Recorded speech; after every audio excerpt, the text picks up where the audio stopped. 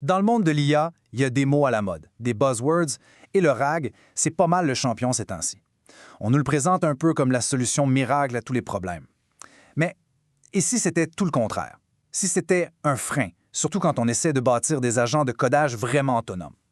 Aujourd'hui, on va décortiquer ça ensemble. On va voir pourquoi cette technique que pas mal tout le monde adore est peut-être en fait une très fausse bonne idée. Bon, ça part fort. Nick Pachir, il va pas de main morte. Pour lui, le narratif autour du RAG est carrément un virus mental. C'est une image puissante quand même. Ça met la table, disons. L'objectif ici, c'est pas de tout jeter à la poubelle, mais de questionner une idée qui est devenue une espèce de dogme, une certitude un peu trop confortable dans le milieu de l'IA. Alors, pourquoi utiliser un terme aussi intense que virus mental? C'est ce qu'on va explorer dans cette première partie. Comment une idée qui, à la base, était vraiment bonne, a pu se transformer en une sorte de réflexe, un automatisme qui nous empêche peut-être de voir que de bien meilleures solutions qui existent maintenant. Juste pour être certain qu'on est tous sur la même page, un petit rappel rapide. RAG pour Retrieval Augmented Generation ou, en bon français, génération augmentée par récupération.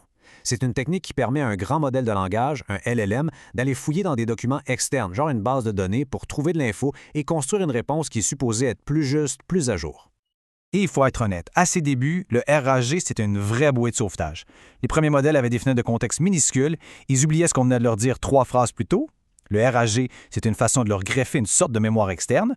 C'était sans contredit la meilleure solution qu'on avait à l'époque. C'était ingénieux.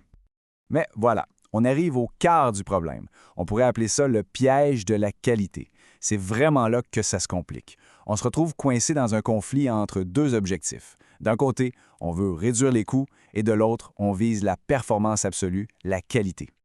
Et là, le dilemme est super clair. Si le but principal, c'est d'optimiser les coûts, d'économiser des jetons pour qu'un service soit rentable, alors oui, le RAG a sa place. C'est un outil utile. Mais si on vise l'excellence, si on veut créer un agent qui code avec la finesse d'un ingénieur senior, là, le RAG se transforme en un véritable trou noir. Il aspire les ressources, le temps, l'argent et pire encore, il dégrade la capacité de raisonnement du modèle. Pour le dire le plus simplement possible, si l'objectif est de bâtir un agent de codage de calibre professionnel, le ARG est une distraction massive. Et pas juste pour l'équipe de développement qui perd son temps dessus, mais pour l'agent lui-même. C'est un raccourci qui, au final, nous éloigne de ce qu'on cherche vraiment, une intelligence artificielle qui raisonne. OK, allons creuser un peu plus. Pourquoi, concrètement, est-ce que le RAG dégraderait le raisonnement? C'est une affirmation assez sérieuse, mais elle est soutenue par des gens qui sont en plein cœur de l'industrie, qui développent ces outils au quotidien. Aman Sanger, le cofondateur de Cursor, le résume parfaitement. Les problèmes de code vraiment complexes, ça demande de faire plusieurs sauts logiques. Il faut connecter des informations qui sont à différents endroits, comprendre les relations entre elles. Un ARG de base, ce qu'il appelle le Vanilla Retrieval, ne fait qu'un seul saut.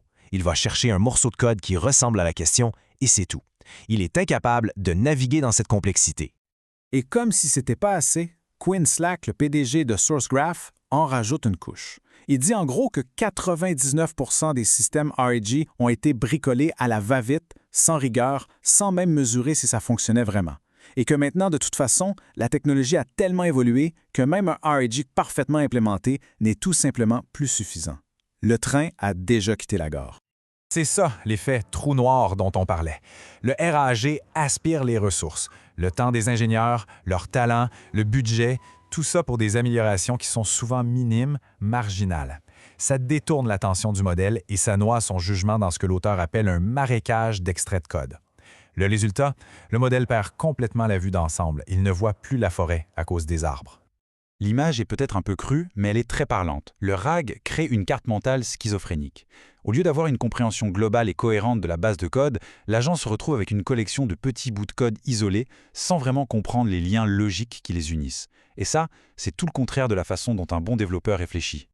Bon, assez parlé du problème, parlons de la solution, de l'alternative. Si le RAG n'est pas la bonne approche, alors on fait quoi? La réponse, c'est de penser différemment. C'est le concept de l'agent qui se comporte comme un véritable ingénieur humain. La comparaison ici est vraiment au cœur de toute l'analyse. D'un côté, on a l'approche RAG, passive, qui va chercher des fragments isolés un peu au hasard. De l'autre, on a l'approche de l'ingénieur senior, active. Il scanne la structure des dossiers, il explore les fichiers, il suit les imports pour comprendre qui dépend de quoi. C'est la différence fondamentale entre une récupération passive d'informations et une exploration active et intelligente. Le principe directeur derrière tout ça est finalement assez simple et intuitif. Les bons agents de codage devraient être capables de découvrir une base de code de manière naturelle, exactement comme un développeur humain le ferait en débarquant sur un nouveau projet qu'il ne connaît pas. Et concrètement, ça ressemble à quoi? Eh bien, premièrement, l'agent explore l'arborescence des dossiers. Ensuite, il analyse les imports dans les fichiers pour comprendre les dépendances. Troisièmement, il va plus loin. Il lit l'AST, l'Abstract Syntax Tree, c'est-à-dire la structure profonde du code. Et finalement, l'étape la plus importante, il raisonne. En fonction de ce qu'il a compris, il décide activement de sa prochaine étape. Et ça nous amène à un changement de paradigme qui est crucial. Avec les modèles les plus récents comme Claude 3.5 ou les dernières versions de GPT-4, la taille du contexte, c'est plus vraiment le problème. Le nouveau goulot d'étranglement, le vrai défi, c'est la qualité de ce qu'on met dans ce contexte. Vaut mieux donner au modèle des informations pertinentes, bien structurées, que de le noyer sous une tonne d'extraits de code disparates. Alors, qu'est-ce qu'on retient de tout ça? L'idée, ce n'est pas de dire que le RAG est complètement mort et enterré. Pas du tout. Il s'agit simplement de le remettre à sa juste place. C'est un outil dans un coffre à outils. Et comme n'importe quel outil, il faut savoir quand l'utiliser et surtout, quand ne pas l'utiliser. Le RAG reste une excellente solution pour des choses comme les chatbots de service à la clientèle ou pour un système qui permet de poser des questions sur une base de documents. Mais dès qu'on parle d'agents de codage autonome de haut niveau, son utilité devient vraiment marginale. C'est un pas d'usage tellement spécifique qu'il exige une approche complètement différente. Sridhar Belagati nous montre la voie à suivre. Il dit en gros, oubliez le RAG.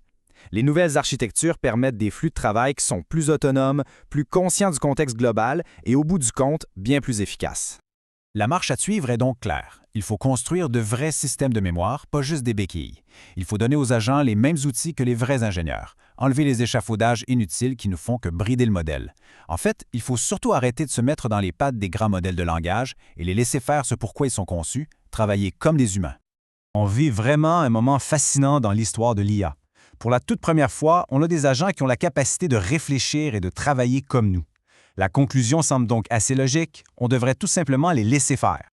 Et on va terminer avec cette question qui, je trouve, résume parfaitement tout le débat. Au fond, est-ce qu'on veut donner à nos intelligences artificielles des béquilles, comme le RAG, pour les aider à marcher un peu? Ou est-ce qu'on veut leur donner les moyens de développer un véritable cerveau, une vraie capacité de raisonnement autonome? La réponse qu'on donnera à cette question va définir la prochaine génération d'outils d'IA.